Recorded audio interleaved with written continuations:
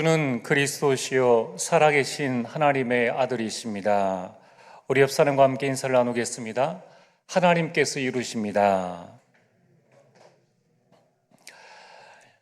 우리가 오늘 말씀의 제목은 이 본문에 나와 있는 것처럼 어느 때까지니까, 어느 때까지니까. 참 이 말씀의 제목에서 많은 것을 우리 마음속에 전달하고 있습니다. 먼저 서론으로, 우리가 인생을 살다 보면은 기쁨의 시간도 있고 즐거움의 시간도 있습니다. 그러나 반면 참 우리가 견딜 수 없는 고통의 시간, 또 절망의 시간이 우리 앞에 있게 될 것입니다. 2007년도죠. 2007년도 4월 18일에 터키에서 전 세계가 경악할 만한 아주 끔찍한 일이 일어났습니다. 새 아버지의 아버지인 그 독일의 틸만 선교사와 두 명의 터키인 그리스도인, 그 중에 한 명은 목사이고 한 명은 남자 형제입니다. 이 세 사람이 아주 무참하게 살해를 당했습니다. 이슬람 단체, 이 터키가 이슬람교를 믿고 있잖아요. 그러니까 이슬람 단체 회원이 이제 이 선교사님과 목사님에게 접근을 해서 성경 공부를 하겠다. 우리도 그 모임에 참여시켜달라. 그래가지고 이 성경 공부를 위장한 채 그 모임에 참여하게 되었습니다. 성경 공부를 하는 도중에 이제 이 두 사람이 이 세 명을 의자에 묶어두고 처참하게 살해를 했죠. 그래서 틸만 선교사는 156차례 칼에 찔렸고, 그 터키인 목사님은 99번 칼에 찔렸고, 또 남자 성도는, 그 형제는 형체를 알아볼 수 없을 만큼, 셀 수 없을 정도로 칼에 찔렸습니다.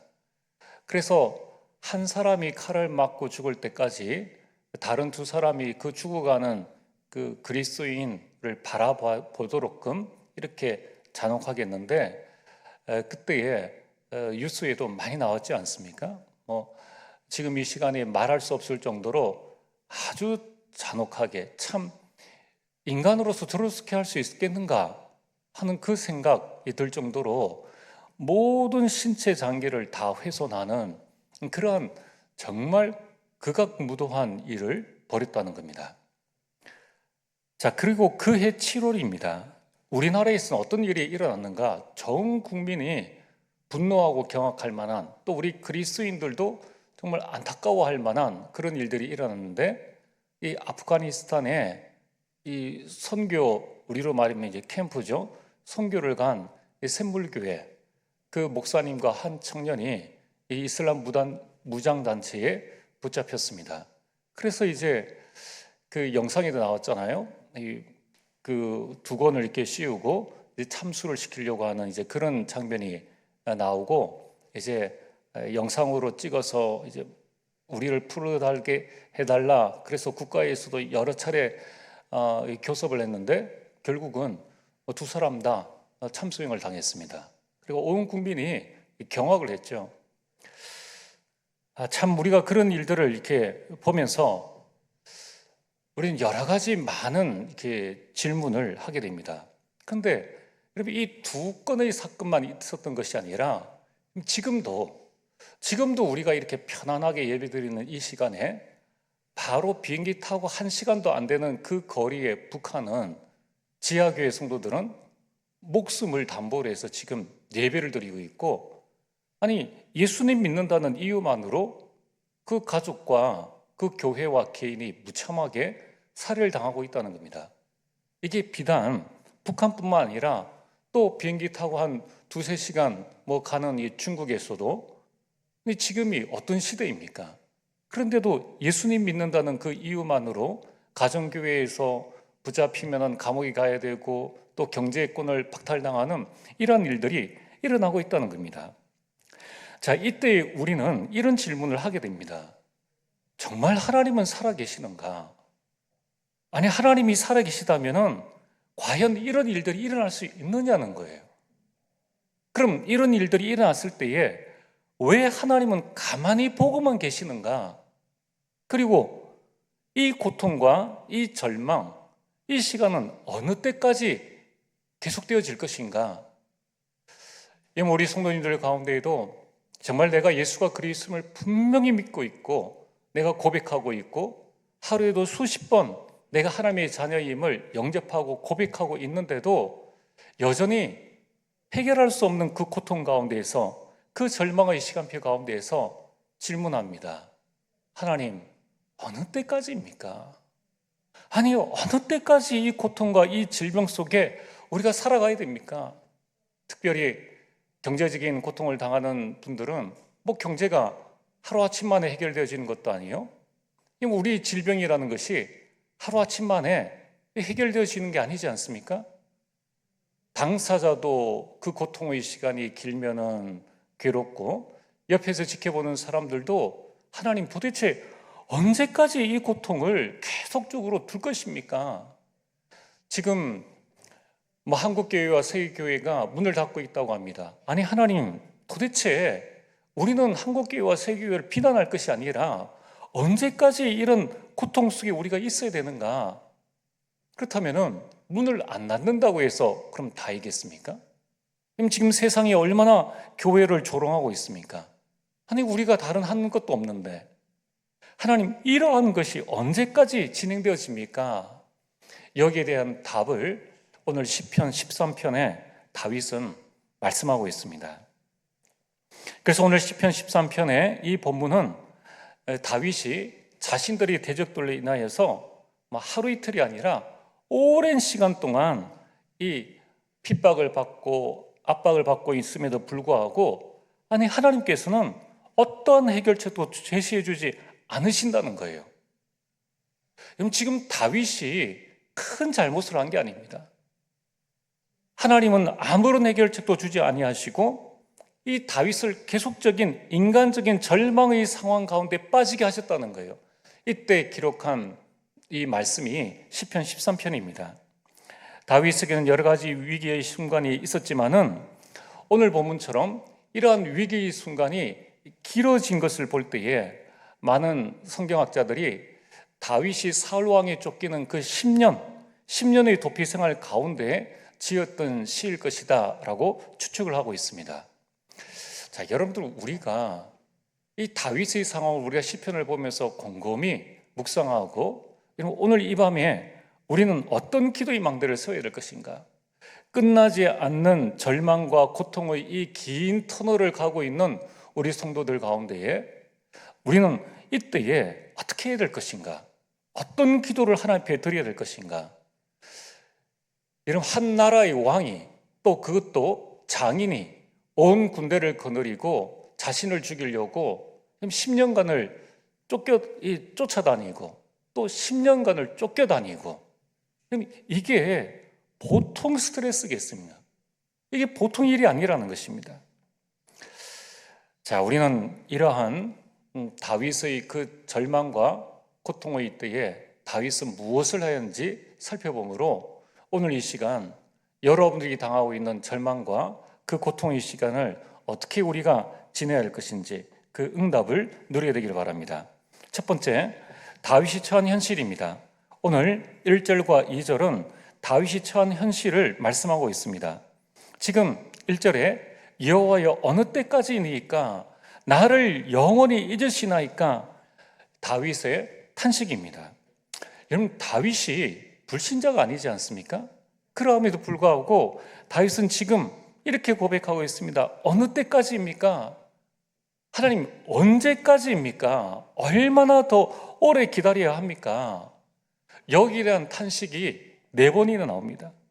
1절과 2절에 어느 때까지니까, 또 후반절에 어느 때까지 숨기시겠나이까, 또 2절에 보면은 어느 때까지 하오며 어느 때까지 하리이까.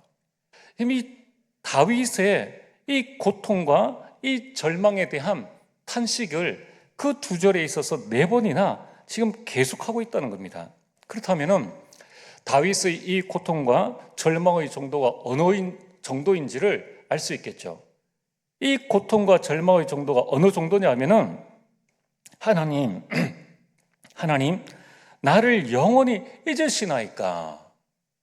그럼 지금 다윗은 하나님이 자신을 잊은 것 같다, 그런 것처럼 이런 큰 고통과 절망 가운데 빠져 있다는 것입니다. 지금 다윗은 이렇게 고백하고 있는 것이며, 하나님, 내가 하나님을 철저하게 신뢰하고 하나님의 신앙을 버리지 않고 지켜왔는데 왜 하나님은 지금 나의 이 고통에 늪에서 내가 가만히 있도록 나를 내버려 두십니까? 왜 이 고통을 모른 채 하고 멀리 숨어 버리십니까? 라고 이렇게 느낄 정도로 하나님은 침묵하고 계신다는 거예요. 우리에게도 이런 순간이 있지 않습니까? 나는 열심히 전도하고, 나는 선교하고, 교회를 섬겨왔고, 나는 신앙생활을 해왔는데 도대체 하나님께서 내 고통과 내 절망과 내 지금 당하고 있는 어려움에 대해서 침묵하고 계신다는 거예요. 아무런 변화도 없이 계속적으로 이 상황과 순간이 흘러가고 있다는 것입니다. 여러분, 하나님께서 다윗을 잊으시겠습니까? 여러분, 하나님은 절대로 하나님의 자녀를 잊지 않으시고 또 버리지 않으십니다. 그걸 알면서도 다윗은 이런 고백을 하는 겁니다.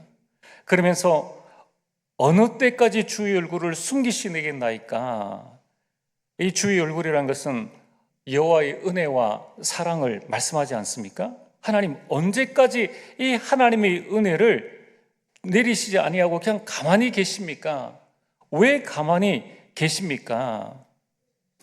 지금 다윗은 하나님의 은혜가 임해서 이 고통과 절망에서 벗어나기를 학수고대하고 있다는 겁니다. 그런데 그런 기미가 전혀 보이지 않기 때문에 다윗은 하나님께서 지금 얼굴을 숨기고 계신다, 이렇게 지금 말하고 있는 겁니다. 여러분, 우리 가족 중에 어느 한 사람이 갑자기 이 급성 이 병에 걸렸다든가, 그래서 생사의 기로에 서 있다든가, 또는 교통사고를 당해서 지금 응급실에 가 있는 그런 상황이라고 한번 생각을 해보세요. 그렇다면은 이때에 우리가 어떻게 하겠습니까? 하나님 앞에 이 고통과 이 절망의 시간에 우리 하나님 앞에 부르짖어 기도하는데, 그런데 별 변화가 없다는 거예요. 그때 이러한 상황처럼 다윗은 지금 상황이 이런 절박한 상황임을 말하고 있습니다. 그러면서 다윗은 계속적으로 탄식과 절규를 하고 있죠. 어느 정도냐면은 2절입니다. 나의 영혼이 번민하고 종일토록 마음이 근심하기를. 지금 다윗은 이 영혼이 번민하고 종일토록 마음에 근심하기를 언제까지 해야 합니까? 참 그렇지 않습니까? 우리가 믿음으로 탁 일어서기를 원하는데 이러한 근심이 떠나지 아니하고 번민이 우리 가운데 있다는 것입니다. 참 답답하고 괴로운 상황이죠. 근데 지금 이러한 번민과 근심이 있음에도 불구하고 있는데 왜 그러냐면은 지금 다윗의 원수가, 내 원수가 나를 치며 자랑하기를 어느 때까지 하리이까? 이 다윗을 쫓아다니는 자들이, 이 원수들이 이 자랑하면서 계속적으로 이 다윗을 쫓아오는 것, 그것을 보고만 있어야 한다는 것입니다. 그럼 참 이런 때가 힘들지 않습니까? 우리가 내 자신이 겪고 있는 고통과 또 절망의 시간도 긴데, 게다가 주변에 있는 사람들, 특별히 짝믿음의 가정에서 믿지 않는 가족들이 말하죠. 예수 믿어도 별거 없다. 또 직장 생활을 하고 있는데 내가 예수 믿는 것을 다 알고 있는데 우리 가정에 여러 가지 어려운 일들이 생겨날 때에 믿지 않는 자들이 말은 안 해도 눈빛으로, 또 가문에 있는 자들이 그런 눈빛을 보낼 때에 참 그 마음의 답답함이람 이루 말할 수가 없죠. 여러분, 우리가 신앙생활을 할 때에 참 이러한 탄식과 절규가 쏟아질 때가 있습니다. 그래서 여러분, 이때에 어떻게 하느냐가 참 중요하죠. 그냥 무조건 참으라, 그렇게 할 필요 없습니다. 여러분이 탄식할 때는 탄식하시길 바랍니다. 여러분 절규해야 될 때가 오면은 절규하시길 바랍니다. 대신 누구에게 탄식하고 누구에게 절규하느냐 하는 것이 중요하죠. 여러분 우리 탄식과 우리 절규가 불신자처럼 술 한 잔 갖다 놓고 하는 절규와 탄식이라면 그건 불신앙으로 끝나고 맙니다. 나에게 아무런 도움이 되지 않는다는 거예요. 그래서 우리는 이 불금의 시간이 중요합니다. 불타는 금요일에 무엇으로 불타야 되는가? 우리 답답한 이 심령, 직장 생활에서의 스트레스, 일주일 동안의 여러 가지 많은 일들에 대한 내용들을 우리는 어디에 가지고 나와야 되느냐? 하나님 앞에 쏟아 놓아야 한다는 것입니다. 여러분 다윗은 지금 절체절명의 이러한 큰 상황 가운데에서도, 어려운 상황 가운데에서도 절망하지 않았다는 거예요. 그리고 믿음으로 기도했다는 것입니다. 이것이 믿음 있는 자의 이 생활이라는 것입니다. 삶이라는 것입니다. 그래서 오늘 두 번째로 다윗의 믿음과 기도입니다. 그게 바로 3절과 4절이죠. 자, 3절에 보면은 여호와 내 하나님이여 라고 말씀하고 있습니다. 여러분 지금 이 시편을 계속 여러분이 보면서 주중에 한 번 더 어떻게 묵상하시는지 모르겠지만은 한번 묵상해 보시면은 시편 1편부터 지금 13편까지 다윗이 문제가 생길 때마다 항상 나오는 단어가 뭐냐면은 여호와 또 하나님이라는 단어가 반드시 나옵니다. 여러분 다윗이 뭐가 부족할까요? 다윗이 뭐가 없을까요? 그런데 왜 다윗은 그토록 여호와를 찾았을까요? 이것이 바로 다윗의 믿음입니다. 이게 바로 다윗이 믿음의 사람이라는 증거라는 거예요. 여러분 믿음은 뭡니까? 히브리서 11장 1절에 믿음은 바라는 것들의 실상이요 보이지 않는 것들의 증거라는 거예요. 많은 사람들은 보이는 것만 보고 말을 합니다. 참 안타깝죠. 보이는 게 다가 아닌데, 내가 아는 게 다가 아니고 내가 보는 게 전체가 아닌데도 내가 보는 걸 가지고 말하고 내가 보는 걸 가지고 미래를 예견하는 사람들이 많다는 거예요. 신자들 가운데에도. 참 안타깝죠. 오늘 여러분이 다윗의 믿음을 붙잡으시길 바랍니다. 이러면 다윗은 그 순간순간마다 믿음으로 여호와를 찾았다는 거예요. 왜 그렇게 여호와를 찾았습니까? 히브리서 11장 6절에 이 다윗은 여호와를 찾는 자들에게 하나님께서 상 주시는 이심을 알았다는 것입니다. 상 주신다, 응답하신다는 것을 알았다는 거예요. 이 영적 사실을 알았다는 것입니다. 그래서 오늘 다윗은 이렇게 고백하고 있습니다. 여호와 내 하나님이여. 여호와는 언약을, 하나님은 능력을 말씀하는 겁니다. 그래서 언약과 능력의 하나님이시여 라고 항상 바라봤다는 거예요. 여러분 문제가 생깁니까? 고통과 절망의 시간이 있습니까? 그때에 우리가 바라봐야 될 것은 여호와께서 우리에게 주신 언약과 하나님의 능력입니다. 그러면서 나를 생각하시고 응답하여 주옵소서라고 말씀합니다. 하나님은 여러분들을 24시간 생각하시고 여러분들에게 응답하신다는 거예요. 그러면서 아주 중요한 말씀, 우리 13편에 어느 때까지니까? 라는 이 질문에 대한 답이라고 할 수 있는 중요한 핵심 구절이 바로 이 3절이죠. 나의 눈을 밝히소서. 나의 눈을 밝히소서. 여러분 지금 다윗은 이런 상황 가운데서 내게 응답을 주소서라고 기도하는 것이 아니라 나의 눈을 밝히소서, 나의 영안을 열어주옵소서라고 기도하고 있습니다. 여러분 우리는 무엇을 할 것인가 이전에 중요한 것이 무엇을 보느냐 하는 것입니다. 다윗은 이 고통의 긴 터널과 절망의 그 시간 가운데서 언약의 여호와를 바라보고 능력의 하나님을 바라봤다는 것입니다. 이 상황을 보지 않고 언약과 능력의 하나님을 바라볼 수 있도록끔 나의 눈을 밝혀주옵소서. 오늘 우리가 이 금요일 기도의 망대 시간에 중요한 것은 내가 보는 게 다가 아니라는 거예요. 내 눈을 열어서 하나님께서 우리에게 주신 언약을 바라보고 능력의 하나님을 바라보는 시간이 필요합니다. 여러분, 이 기도를 꼭 하시길 바랍니다. 왜 그렇습니까? 이러한 믿음의 기도는 모든 두려움을 이긴다는 거예요.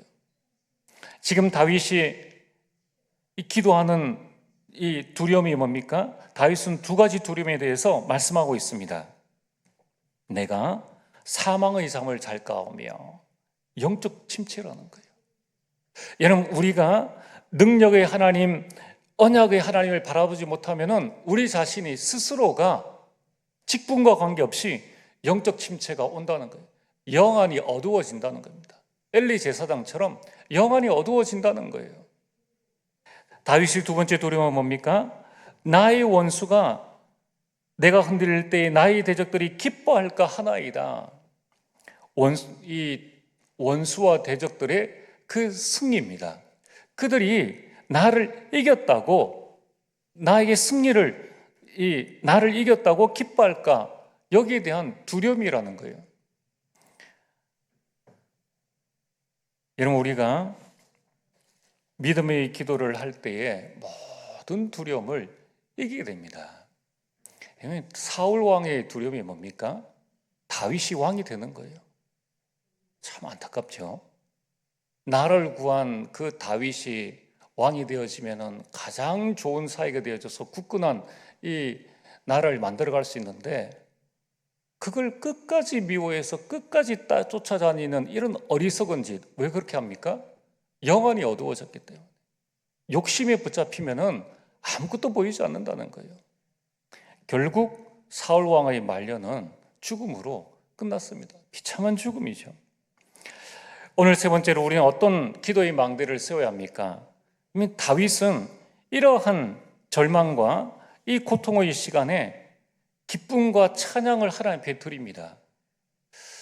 참, 다윗의 믿음이란 정말 우리가 이루 헤아릴 수 없을 정도입니다. 여러분, 이 고통과 절망의 시간에 다윗이 의지하는 것이 뭡니까? 그게 바로 5절입니다. 나는 오직 주의 사랑을 의지하여 싸우니. 다윗은 이 고통과 절망의 시간에 오직 주의 사랑을 의지했다는 거예요. 요한복음 3장 16절, 하나님이 세상을 이처럼 사랑하사. 여러분, 하나님은 여러분들을 가장 사랑하십니다.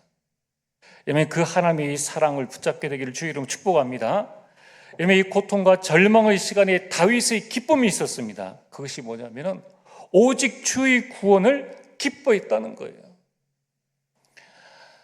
여러분, 이 세상에 있는 것은 다 지나가는 것입니다. 아무리 잘 먹고 아무리 잘 살고 아무리 내가 세상 사람들에게 인정받고 영광을 받는다 해도 그게 길어도 100년이요 120년입니다. 받아본들 뭐 하겠습니까? 근데 그 욕심을 내려놓지를 못하는 거예요. 왜 그렇습니까? 기쁨이 딴 데 있기 때문에. 여러분, 우리의 기쁨은 오직 주의 구원에 있게 되기를 주의 이름으로 축복합니다. 이 다윗은 고통과 절망의 시간에도 찬송을 합니다. 다윗의 찬송은 여호와께서 베푸신 은덕입니다. 은혜와 덕을 찬송하고 있다는 거예요. 여러분, 참 나의 나된 것이 하나님의 은혜지 않습니까? 그렇다면 우리는 아무것도 자랑할 게 없는 거예요. 하나님의 은혜인데, 나의 나된 것이 하나님의 은혜인데 뭘 자랑할 게 있겠습니까?